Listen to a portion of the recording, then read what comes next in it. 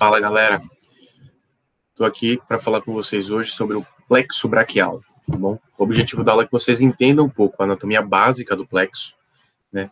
O que é cada porção, cada ramozinho que a gente vai desenhar para vocês conhecerem melhor, o nome de cada porção, como elas funcionam, e que vocês comecem a aprender a relação entre o plexo e as estruturas ósseas e musculares que estão ali próximas, tá? Para que no futuro, nas próximas aulas, vocês consigam correlacionar a neuroanatomia do plexo com a prática clínica. Tá? E aí, eu começo trazendo para vocês a primeira estrutura óssea, né, que a gente tem que prestar atenção na formação do plexo, que é a coluna cervical, e os forames intervertebrais, que é de onde vão sair as raízes que vão formar o plexo braquial. E é super importante vocês entenderem a relação que essas raízes têm com esses forames intervertebrais. Olha como as raízes saem, né, daquele sulco lateral anterior, sulco lateral posterior da medula, e, principalmente, as raízes mais altas, C5, C6, têm uma disposição mais verticalizada, né? E aí, no final, é que ela acaba virando para poder entrar no forame intervertebral. E aí, a gente vai descendo, chegando nos forames mais baixos, as raízes mais baixas, elas vão ficando mais horizontalizadas, mais diretas, tá bom? A imagem mais fidedigna é essa da esquerda, né? Mas aqui ficou uma representação legal, que é só para vocês lembrarem que a raiz, tanto a raiz anterior quanto posterior, estão aqui dentro desse feixezão aqui, tá? Só para poder ficar mais tranquilo, vocês entenderem. E aqui já é uma primeira demonstração do plexo e suas relações com essas vértebras. Olha como o que eu falei, né, de verticalização das raízes mais altas e horizontalização das raízes mais baixas. E vocês vão ver que as raízes vão se juntar, vão formar outras estruturas, depois elas se misturam, formam outras estruturas para dar origem a outras e depois formar os nervos, certo? Bem complexo, olhando de uma primeira vez assim, você pensa, meu Deus, como é que eu vou decorar, como é que eu vou aprender essas coisas, né? A gente vai aprender seguindo uma regra simples para começar a desenhar, beleza? Eu quero que vocês gravem aí essa regrinha, não fui eu que criei, eu não sei quem criou, tá bom? Mas eu sei que já rola há muito tempo na internet e ao longo da minha residência sempre foi passado de geração em geração. Tá? A regra é 3Y, um W, um X e um Z. Grave esses números e essas letras porque a gente vai começar a desenhar com base nisso. E a gente vai começar pela parte de cima, os 3Y. Tá? Então, o primeiro Y aí com as pernas para a esquerda, o segundo com as pernas para a direita, pernas bem grandes, tá? Pode desenhar dessa forma. E o terceiro com as pernas para a esquerda de novo. Então, são 3 Ys intercalando aí a direção das pernas. O segundo sempre para a direita e com as pernas mais longas, para a gente poder facilitar nosso desenho. 3 Ys, depois um W. W aqui de laranja, né?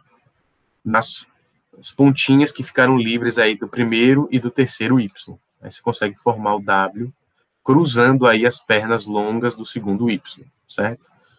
O desenho tem que ficar exatamente assim, tá, gente? O terceiro Y com as perninhas cruzando aqui as pernas do segundo Y, tá bom? As pernas do W cruzando as do Y aqui do finalzinho. 3 Y, um W, um X e um Z. E aí o X e o Z são aqui no meio dos Y, tá? A gente vai entender melhor agora o que é isso. Mas o desenho básico do plexo é esse aqui, certo? A gente vai entender o que é cada parte. E para entender o que é cada parte, a gente primeiro precisa dividir o desenho, né? Então, vocês vão passar aí, pega um papel, a gente copia esse desenho, grava a regrinha, desenha várias vezes até fixar. Vocês vão passar um tracejado, né, nessas regiões que eu marquei aqui. A primeira região é onde se encontram as pernas do primeiro e do terceiro Y. A segunda região para tracejar é onde começa o X e o Z. A terceira onde termina o X e o Z. Né? E a quarta é onde começam as pernas do segundo Y, né, do Y do meio. E aí seria mais ou menos junto com as perninhas aqui do W. Tá? E aí a gente vai dar o nome de cada uma dessas estruturas. As primeiras estruturas, tal qual eu falei lá no começo da aula, são as raízes, saindo da coluna que estaria aqui nessa região. As raízes vão se juntar e formar troncos, né? A do segundo Y que a gente desenhou não chega a se juntar, elas são uma sequência de raiz vira tronco mesmo. Que depois vão formar divisões. E essas divisões, elas vão seguir uma direção aqui, certo? As raízes e os troncos começam na coluna cervical, a raiz começa na coluna cervical, no meio aqui do pescoço começa a virar tronco, e as divisões são embaixo da clavícula. Tá? Mas em que elas se dividem? Elas se dividem em anteriores e posteriores. As posteriores, todas são as que vêm para o Y do meio, que vem para o meio aqui, tá? Então, tanto essa verde vindo aqui para o meio, essa azul seguindo aqui, e essa amarela seguindo aqui para o meio, na verdade, estão indo para trás. Né? Estão indo lá para trás da axila, para trás do braço, tá bom? Elas estão aqui, e as raízes estão indo mais na direção posterior do ombro e do braço. Enquanto todas as outras são anteriores, né? Elas vêm para frente, para essa região, certo? Da gente, do ombro aqui. E vão formar os cordões, que depois vão se ramificar e formar os nervos. Beleza, acabou a aula, né? Ótimo. A gente tem que dar o nome de cada uma dessas coisas. O nome de cada uma daquelas raízes, o nome de cada um daqueles troncos, o nome de cada uma daquelas divisões e o nome de cada um dos cordões e dos nervos. Então, as raízes fica fácil, né? A raiz vai ser a raiz que está saindo de cada segmento medular, que a gente aprendeu que são 8 segmentos cervicais e 12 torácicos, né? Então, o plexo é composto das raízes que saem de C5 até T1. Então, fica fácil, né? A primeira é C5, a segunda é C6, a terceira é C7, a quarta é C8 e a quinta é T1. Como eu falei, eles estão saindo da coluna cervical e eles estão dispostos aqui no pescoço ainda. Se está aqui no pescoço, gente, né, é superior, médio e inferior. Não tem mistério. Né? Então, os troncos são divididos em superior, médio e inferior. E eu falei para vocês que as divisões estão indo ou para frente ou para trás. Tudo que está indo para trás é posterior. Tudo que está indo para frente é anterior. Como a gente marcou aqui. Beleza? Seguindo aí de forma intuitiva, como um monte de divisão foi para trás é chamado de posterior, o cordão que está lá atrás é o cordão posterior. É fácil. Eu falei que ele estava vindo para trás no braço, ele vai continuar por trás, né? Do ombro e do braço. Então, ele é o cordão posterior. Só que a gente tem 2 grupos que estão indo para frente. Não dá para chamar os 2 de anteriores. Tem que ter nomes diferentes. E aí, essa diferenciação vai seguir, né, a posição anatômica do nosso ombro e do nosso braço. Eu falei para vocês que as divisões são embaixo da clavícula, né, por trás da clavícula. Os cordões estão se formando aqui, antes do braço. Certo? Só que a relação é anatômica em relação a uma artéria que vai começar onde começa o braço, que é a artéria axilar. Tem um cordão que é anterior, mas que é mais por aqui por cima, e tem um cordão que é anterior, mas que é mais por aqui por baixo. E na posição anatômica, essa região aqui em cima é a região lateral, e a região aqui embaixo é a região medial. Então, o cordão que está ali na região direto com o tronco superior, está mais por fora, é o cordão lateral, e o cordão que está mais embaixo, né, mais relacionado ao tronco inferior e a C8-T1, é o cordão medial. E o outro é o posterior, como eu já tinha abordado. Tanto o lateral quanto o medial são anteriores à artéria axilar, e o posterior é posterior à artéria axilar. Você divide os cordões anteriores em lateral, um mais externo, e medial, um mais interno. E daí vão ser formados os nervos que vão inervar nosso ombro, nosso braço, antebraço e mão. Além dos dedos, é claro. E que nervos são esses? Do cordão posterior, vai sair um que nem chega a chegar para o braço totalmente, ele fica no ombro. E vai inervar o músculo deltoide. Esse é o nervo axilar. O outro nervo que sai do cordão posterior vai inervar toda a musculatura extensora do braço, antebraço e mão. Certo? Com exceção de um único movimento que depois a gente vai abordar. Mas esse é o nervo radial. Então, aí, os nervos que estão saindo do cordão posterior são o axilar e o radial. O nervo que está no meio e que inerva o braço, está no meio, é o mediano.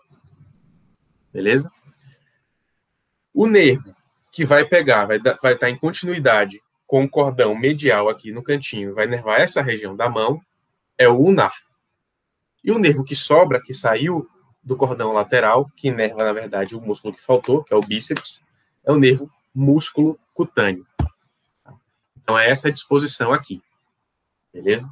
Esse é o desenho do plexo braquial, com o nome de todos os ramos, todas as conexões aí do plexo, e com seus nervos finais que vão estar inervando nosso braço, antebraço e mão. Além do deltoide, no caso do axilar. A gente vai ver mais para frente que cada partezinha dessa vai dar nervos próprios que vão inervar a musculatura mais proximal, a musculatura de peitoral, das costas, certo? E a gente vai aprender a examinar nas próximas aulas.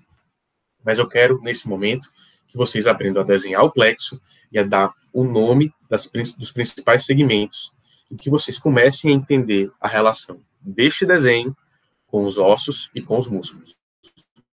Aprender a clínica, aprender cada nervo que sai de cada ramo, cada músculo que é inervado e como examinar cada músculo desse é uma próxima etapa. Tá? E como fazer a correlação e o diagnóstico topográfico adequado. Esse momento agora é o momento de aprender como desenhar isso e como relacionar isso com estruturas ósseas e musculares para vocês entenderem depois lá na frente como examina, por que examina e que diagnósticos diferenciais cada uma dessas lesões em cada uma dessas estruturas vai ter. E aí eu quero que vocês comecem a entender a relação desse desenho com essa função mais anatômica aqui, esse desenho mais anatômico. Né? Se vocês forem excluindo os pequenos ramozinhos que eu falei que a gente vai abordar mais na frente, vocês vão ver que são exatamente as mesmas estruturas que estão no desenho lá.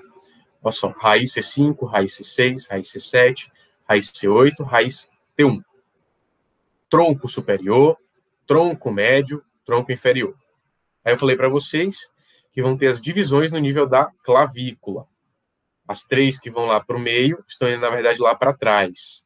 E vão formar o cordão posterior. Então, divisão posterior, divisão posterior, divisão posterior, formando o cordão posterior. Tudo que não é posterior vai para frente, né? Vai para anterior. Então, divisão anterior e divisão anterior. E vão formar os cordões, ambos são anteriores, então a gente tem que dividir de outra forma. Lateral aqui em cima e medial aqui embaixo. E vão formar depois lá os nervos que vão entrar no braço. Aqui é o nosso Wzinho e aqui é a perna do Y. Ele só colocou numa disposição um pouquinho diferente. Mas são os mesmos nervos. Ó, músculo cutâneo, lá em cima, saindo do cordão lateral. Do cordão posterior sai o axilar e o radial. O mediano, aqui na junção do cordão lateral com o medial. E por último, inervando essa partezinha aqui da nossa mão, né, o nervo ulnar saindo do cordão medial. E aí a gente vai aprofundar um pouquinho as relações desse plexo que a gente começou a ver numa visão um pouquinho mais anatômica, né, mais representativa do que aquele desenho bem simples, que é essa imagem aqui. Olha como tem muito mais estrutura óssea, como tem muito mais músculo, e como tem uma artéria que eu falei que era extremamente importante para a gente entender por que os cordões são chamados de posterior, lateral e medial. Vamos lá, vamos tentar relevar aí os ramozinhos que a gente vai aprender na próxima aula e focar no nosso desenho. Tá? Primeiro grupo, saindo da coluna dos forames intervertebrais, estão as raízes. Raiz C5, raiz C6, raiz C7, raiz C8, raiz T1. No pescoço aqui, né, nesse nível, antes de chegar propriamente nesse nível mais ou menos, antes de chegar aqui na clavícula, a gente tem os troncos. Tronco superior, tronco médio, tronco inferior. No nível da clavícula, tem as divisões. Né, todas que vão por trás da artéria que está aqui, que é a artéria axilar, né, são divisões posteriores, e tudo que vai pela frente, né, anteriormente a ela, são divisões anteriores. E aí a gente tem a relação e formação dos cordões. O cordão que está por trás da artéria axilar é o cordão posterior, e os cordões que são anteriores são divididos em lateral, na visão anatômica, né, e lateral aqui no caso, e medial aqui na posição anatômica. Por último, eles vão formar os nervos, certo? Do posterior, laranja lá atrás que eu falei, sai um que vai inervar o músculo deltoide. É esse ramozinho fininho aqui, ó, que é o nervo axilar. Olha só, nervo axilar, a gente vai seguindo, é o laranjinha saindo do cordão posterior. Esse maior indo por trás para inervar toda a parte posterior extensora do braço, é o nervo radial. Do cordão medial e lateral e medial, perdão, eles se juntam e formam o nervo mediano. Do cordão lateral, para inervar o bíceps, a gente tem o nervo músculo cutâneo, aqui, ó, esse amarelinho aqui, músculo cutâneo. Né? E aqui, saindo do cordão medial, para inervar a parte mais medial do braço, né, e essa região da mão, o nervo ulnar, esse aqui pequenininho. E assim a gente começa a entender um pouco melhor, né, o plexo braquial. Vocês viram que o entendimento agora dessa imagem foi totalmente diferente do entendimento no início da aula. E nas próximas aulas a gente vai começando a destrinchar esse plexo. Eu vou dividir as duas próximas aulas em que eu falo desses ramos em estudo do plexo braquial supraclavicular, ou seja, estudo das raízes e dos troncos. A gente pode falar um pouquinho das divisões, que não vão mudar muita coisa. Né? E depois, do estudo do plexo braquial infraclavicular, ou seja, falar de novo aí um pouquinho de divisões, que não muda muita coisa, cordões e alguns nervos. E a gente vai ter uma terceira parte em que a gente fala dos nervos do braço, antebraço, mão e dedos, propriamente ditos, porque senão vai ficar uma aula muito extensa, um tema muito extenso, beleza? Espero que vocês comecem a entender melhor como funciona o desenho do plexo. Pratiquem muito, desenhem bastante isso, porque é assim que vocês vão começar a entender ele anatomicamente depois. Né? Essa visão aqui ainda não é tridimensional, 100%, então a gente vai ver nas próximas aulas mais imagens para vocês começarem a entender melhor como funciona esse plexo braquial. Espero ter ajudado vocês a entender um pouquinho melhor isso aí, e até a próxima aula. Valeu, galera.